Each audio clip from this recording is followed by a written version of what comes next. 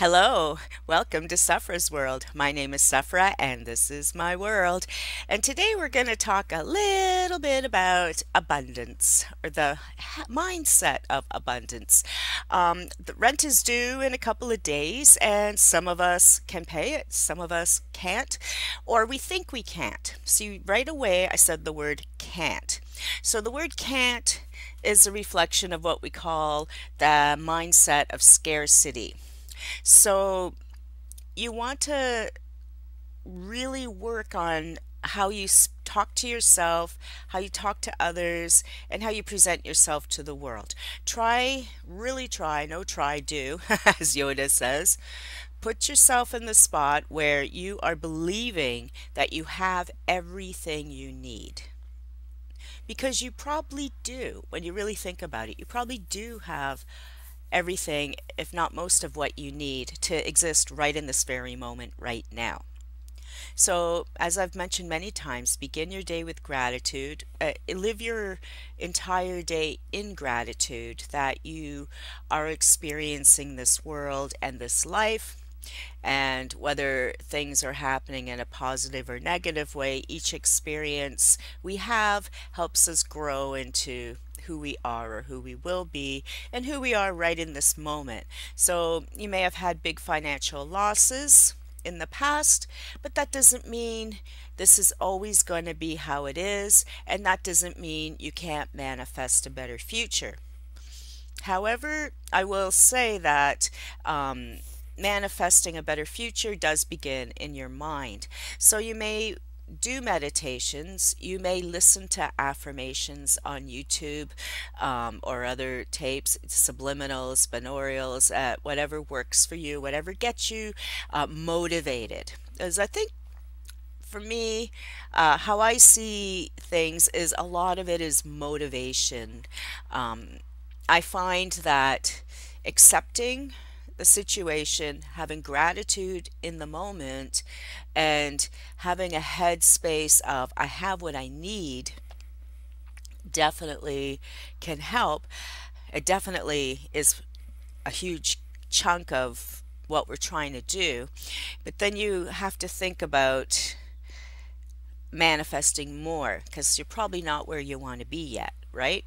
So to do that, you need to stay grounded in the idea that whatever you want to be, you can be, whatever you want to have, you can have, and take the steps to make that happen, right? An example maybe for me as a younger person, when I was a teenager, I loved to read. I read all the time. I read like a book a day. My nose was in a book endlessly, and I knew when I grew up I wanted to be a writer. And there came a point where I knew when I grew up I wanted to be a horror writer like Stephen King because I loved his work so much. And he came on the scene around the time I was a hugely voracious reader. And I also came to a point where I realized that I wanted to be a paperback writer and I wanted to write for leisure books. And so I just had it in my head that one day I would write for leisure books and be one of their authors, and I wasn't taking no for an answer. And don't get me started with the whole, oh, I was a woman and all that. It never occurred to me I was a woman either. I just knew I wanted to work for leisure. And so I spent many years reading all the books, preparing proposals, sending them out. And then when a new editor took over Leisure, I pitched to him as well. And eventually I got 4 books published with Leisure. So with that, I just had I had set an intent as a very young woman.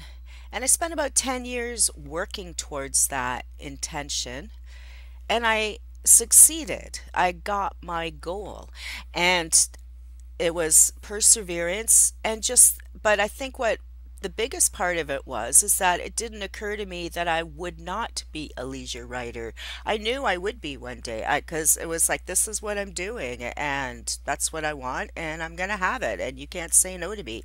And I did the work. I wrote book after book. Well, back in those days, you didn't have to write the whole book. You could write anywhere from 3 to 6 chapters and send it in. So I wrote endless book proposals, I think 6 or 7 between the 2 editors, till I ultimately got a deal and then wrote for the 4 books.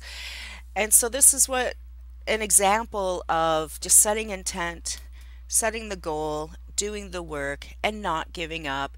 Not, just because I got rejected, I took it as, okay, that story didn't hit. I'm going to send them another. Not, oh my God, I'm a horrible writer. I'll never, I never, you have those moments, but in my youthful naivety, I was just like, nah, I'm doing this. And so I want you all, especially if you're older like me now, to remember your youthfulness, to remember that spirit of tenacity. Just, be a teenager, be 16. It's like, I'm doing this and no one's going to stop me and I'm getting it done. So today I want you to get your little book out, your book of shadows, your diary, your journal, whatever you're calling it, and make one statement about your intent and like your wish goal, whatever it is, that this is what you're going to do to get that rent paid in a couple days. This is how you're manifesting. And now your goal may be a long-term goal, like, you want to write for HarperCollins now, right? Or whatever. But this is one step on your journey to manifest the joyful, abundant life. And think of it as, they may say no for a minute, but I'm just going to come back and present something else. And this is how it can be with any job, any idea, any project. Just do it. So this is kind of an example of how not coming from scarcity. So when I'm talking about coming from scarcity, and I don't want to make this a big long video, but scarcity is the mindset of, oh, I don't have the money. Oh, I'm broke. My bank account sucks. I can't get the money together for rent. I don't know what I'm going to do because I don't have the money. All those ideas, as truthful as they may be, and as worrisome as they are, because you may have an eviction notice on your door, don't focus on what you don't have. Focus on how you're getting what you need. Focus on the idea that you already have what you need. You just have to pluck it out. You have to focus on the idea, because if you don't know what you want, how do you know if you got it, right? So that's why I'm always saying make lists, make goals, write down your ideas, because it's fine to say, oh, I want $1 million, but really, why do you want $1 million? What are you going to do with that $1 million? And it's probably going to be, oh, I want to buy a car, I want to buy a house, send my kid to school. Well, why don't you focus on, I have a car, I have a home, my kid is going to university without bribes. Yeah. And focus on those things, because the universe, as we've seen, anyone who watches my life has seen how the universe creaks and croaks, and things happen. And you stay in the moment, you stay with the gratitude, you stay in the positivity, you will find abundance coming your way. And it may not be raining coins, but you will find little acts of kindness, generosity, people taking you out for dinner, you taking someone else for dinner. All these little steps add up to a huge big ball of abundance. So today, look in your mirror, or however you do your manifesting. My rent is paid. Okay, so that's your little thought for today, which went on very long, but think about the ideas of abundance and scarcity, and knock those scarcity ideas and words right out of your vocabulary, right out of your mind. Okay, have a fantastic day, and we'll see you soon.